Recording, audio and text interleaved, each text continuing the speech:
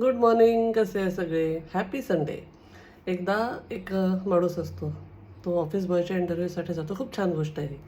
आणि तिथे गेल्यानंतर त्याचा इंटरव्ह्यू होतो. त्याचे इंटरव्ह्यू घेणारे असतात. ते म्हणतात तुमचे ईमेल आय डी द्या, आम्ही तुम्हाला कळवतो डिटेल्स. तर तो म्हणतो माझ्याकडे ईमेल आय डी नाही आहे.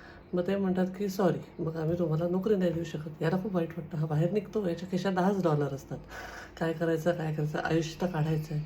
मग तो सुपर मार्केटमध्ये जातो आणि $10चे टोमॅटो घेऊन येतो आणि दिवसभर घरोघरी जाऊन टोमॅटो विकतो. संध्याकाळी त्याच्याजवळ $20 जमा होतात.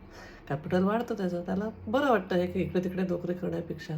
मग 20चे 40, 40चे 80, 80चे 160 असं करत करत म्हणजे त्याचं छान काम चालायला लागतं. भाजी आणायची आणि विकायची. 1 वर्षात त्याचा असं छोटा भाजीचा ट्रक घेऊ शकेल इतका पैसा जमा होतो त्याच्याकडे. तो लोकांनाही कामाला लावतो, त्याच्यासाठी काम करायला लोकही जातात भाज्या विकायला. छान जोर असतं त्याचं.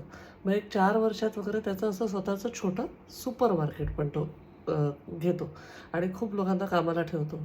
कामाला ठेवल्यावर त्याला असं वाटतं की आपल्याकडे इतके लोकं नोकरी करत आहेत, तर आपण थोडं इन्शुरन्स वगैरे पाहायला पाहिजे. म्हणून तो इन्शुरन्स कंपनीला फोन करतो की मला इन्शुरन्स काढायचा आहे, तर थोडं तुम्ही कोणाला तरी एजंटला पाठवा. तर इन्शुरन्स एजंट येतो, सगळं पाहतो. म्हणतो आपल्याला फॉर्मॅलिटी करावी लागेल, तुमची ईमेल आय डी द्या.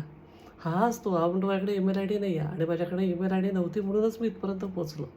कधी कधी कसं असतं ना, आपल्याला अशी विपरीत परिस्थिती आली की असं वाटतं सगळं संपलं आहे. पण त्या हारमध्येच कधी कधी आपली जीत असते. म्हणजे त्यावेळेला जर का त्याच्याकडे ईमेल आय डी असते तर तो ऑफिस बॉय म्हणून लागला असता आणि ऑफिस बॉय म्हणूनच नोकरी घेतली असती. पण ती ईमेल आय डी तेव्हा नव्हती म्हणून त्यांनी स्वतःचं काम सुरू केलं आणि आज तो इतका मोठा झाला. खूपदा आपण ना स्वतःच्या क्षमता पण पूर्ण ट्राय करत नाही. एक रुटीन मोनोटोनस लाईफ सगळे जगतायत तसं जगायला जातो. आपल्यामध्ये काहीतरी वेगळ्या क्वालिटीज, काहीतरी वेगळ्या हे असूच शकतात. हे एकदा ट्राय करायला पाहिजे. आणि जेव्हा विपरीत परिस्थिती येते तेव्हा कळतं की आपल्यात काय काय आहे, आपली स्ट्रेंथ काय काय आहे. Stay bless, stay positive. I love you all.